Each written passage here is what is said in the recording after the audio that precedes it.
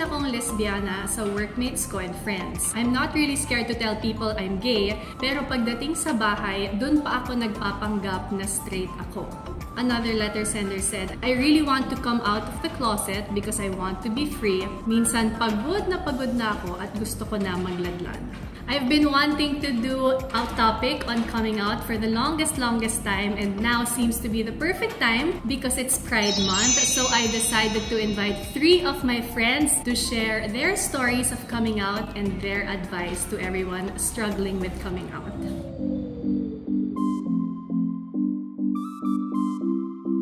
So the first friend I decided to ask help from is a makeup artist and CrossFit athlete. I would like you to meet Jigs Mayuga. Hello! Hi, Jigsy!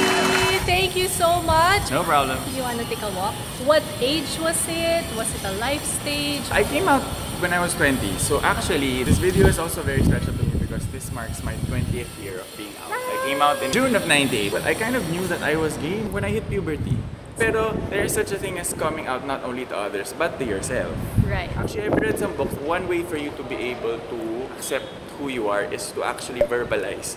Right. These words that are usually very hurtful when you're young. Di ba, tatawagin kang bakla, lulukohin ka. So you visualize into the mirror, call yourself gay until all of these words that are hurtful towards you become part of who you are. Because it's true, you are gay and there's nothing wrong with being Yeah, gay. correct. So tell me about that. How did you say it? And their So, reaction? I first told my mom. My mom would always ask me kung bakla ba ako. And then lagi kong dinideny kasi takot So na ako she eh. She would confront me okay. about it. Si Mrs. Mayuga is very confrontational. Okay. So, I got that actually from her. Okay. But then, when I finally came out to myself, I thought na the next time she does ask me about it, sasabihin ko na. So, Okay. nung sinabi ko sa kanya, alam mo kung saan niya ako dinala? Dinala niya ako sa St. James the Great Parish sa Alabang. Nag-church kayo! Yes. Sa OMG, Eucharistic oh. Chapel niya ako tinanong kung bakla ako. Okay. At marami naman ako. Yeah. And In then front she's of God. in front of Okay. God. And then she started crying. And then I was like, you've always been asking me when I was young if I were gay, and you would always say that it's okay. And then all of a sudden now, you start breaking down when I Yeah. tell you. Sabi ko, Mom, you've raised a very good son, and just because I'm gay doesn't change who I am. Right. It's just part of who I am. And Yeah. I think her worry more than anything, which I think is also an unfair generalization, but we have to educate also our parents, is she was afraid of HIV, which is unfair because HIV is not a gay disease. It's Right. just parang that stereotype. So I was Yeah. assuring my mom that it's not the case. She And said that she yeah, was she worried said that. about She was worried about HIV. Confrontational si Yes. Mrs. Mayuga. She was, and bawal ako magdala ng boys sa bahay. Ganun yung which I respect Yeah, that because and it it's is a their process for them also. Yeah. With my dad naman, it's a different case. Parang nagkaroon pa sila ng konting tension kasi we kind of kept it from my dad for a year. Kasi my dad was going to Naval War School in the States. Okay. The turning point was, I met a cousin of mine. His name is Kuya Vic Fusilero. So hi Okay. Kuya Vic, he lives in the States. He gave me my first set of LGBT books. Oh. So there was this particular book. It's called Outing Yourself by Okay. Michelangelo Signorile. So it's a great resource. The book is probably like 25 years old. It was published in the 90s. But until today, I think it's a great Galing. resource for people who are struggling to come out, whether I'll it's look to your that up. coworkers, to your friends, or to your family. Oh, wait, so I want them to know the story of how you told your dad and what he said. With my dad naman, pumunta kami sa alma mater mo, sa Ateneo. Yeah. He came out to my dad in front of a Jesuit priest. Okay. Because my mom wanted some sort of spiritual guidance when we come out to my dad. Okay. Ganyan kakulay yung outing ko. So, my dad was just very quiet. This priest who is Okay. trying to explain my dad the whole Kinsey report. It's old school, but it kind of like was giving my dad some sort of education on what being gay is. I was still in college back then. I was 21 na. And then, may racket ako nung hapon na. I got home, all of my clothes, they were packed in boxes. Essentially, sabi ng mami ko, wag ka muna dito, doon ka muna sa lola mo. Sort of pinalayas ako ng daddy ko. After, siguro mga 1 or 2 weeks, my dad said, oh, mag-usap tayo. So, nakita kami sa isang cafe sa Alabang. Kasi alam mo nyo, mananaig pa rin talaga yung relasyon ng ama tsaka anak or yung ina tsaka anak, sabi ng dad ko. Anak, hindi ko alam yung pinagdadaanan mo, pero ang gusto ko lang, respetuhin ka ng mga tao. Kasi pag may mang bastos sa'yo, lagot sila sa akin. So yun, doon ko na-realize na parang, even if my dad didn't understand, hindi pa niya fully nagagrasp kung ano yung nangyayari sa akin, kung ano yung pinagdadaanan ko at yung sinabi ko sa kanya. Pilit niyang iintindihin yun para sa akin. Dahil And I guess, you have to have faith lang talaga. yeah, and parents will just come from a place that they don't want other people to hurt you. And evident yun with both how your dad and mom react. Our next friend who will share her story is the filmmaker behind the wonderful award-winning film Baka Bukas, director Sam Lee. Hi, Sam! Thank you so much for your time. Let's take a walk. Let's do it. Okay. Wait, how old are you now? I actually don't know. I'm 30.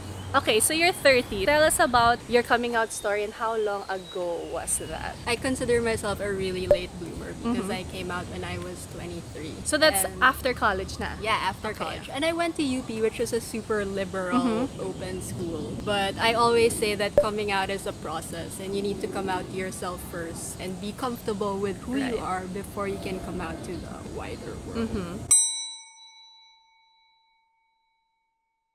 But the usual story is like your mom notices when you're younger, ganyan, or you know deep inside nung mga grade school pa lang. How was it for you?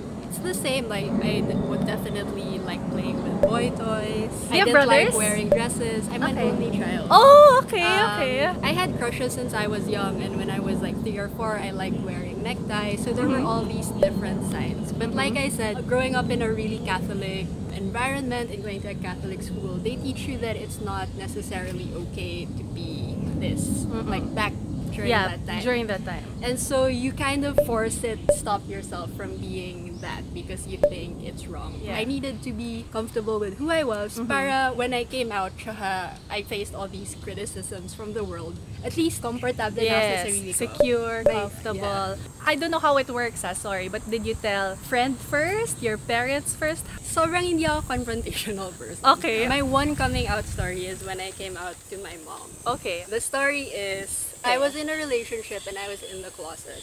I didn't hide it from my friends, but it was just very isolated.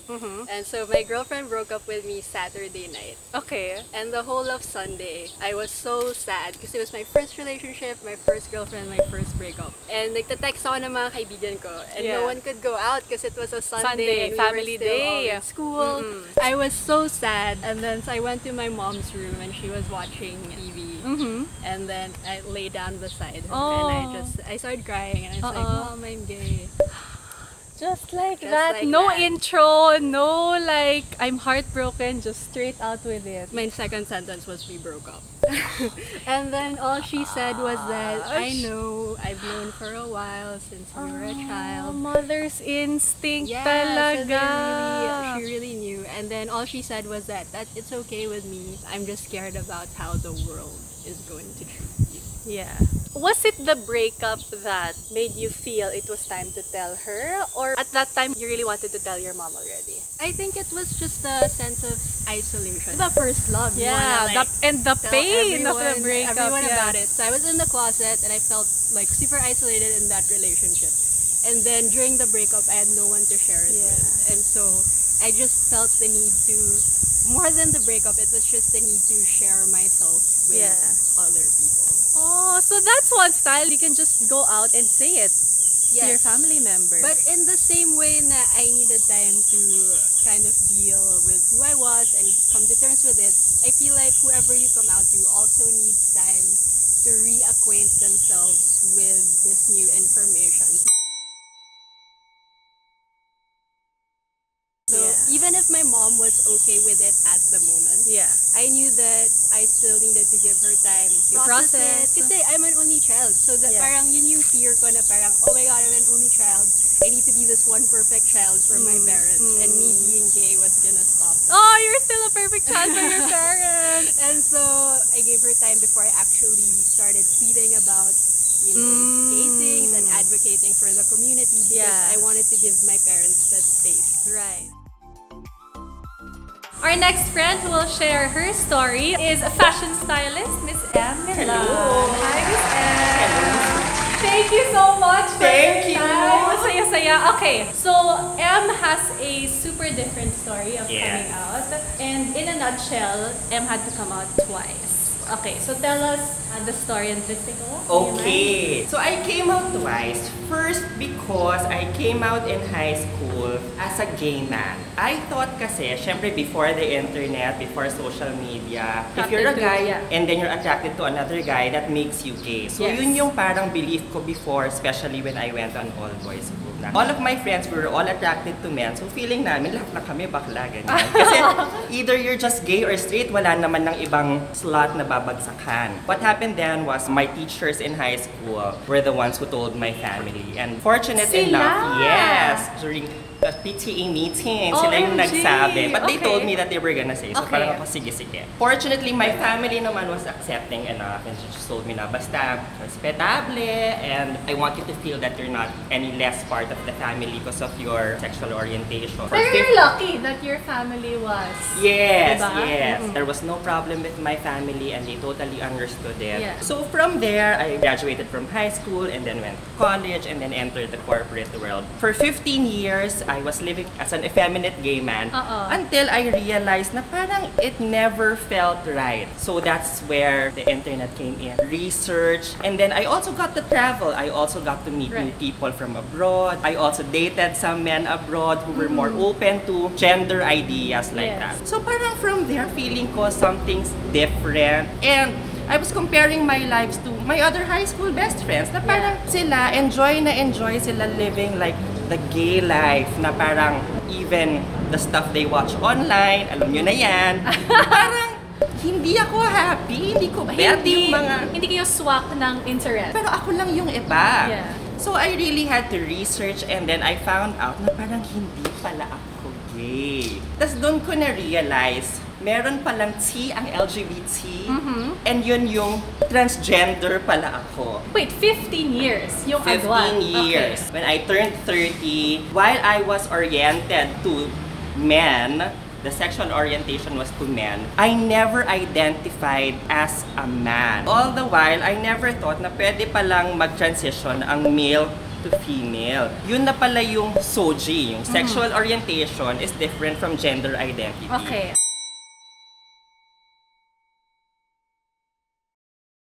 And that was my gender identity. I never identified myself as a man. So I was old enough to parang realize na while it can be just a label, I think I owe it to my family who has been so accepting of me to really understand who I am, and I want them to know the real me and want them to also wrap their heads around that fact na I will be transitioning from male to female.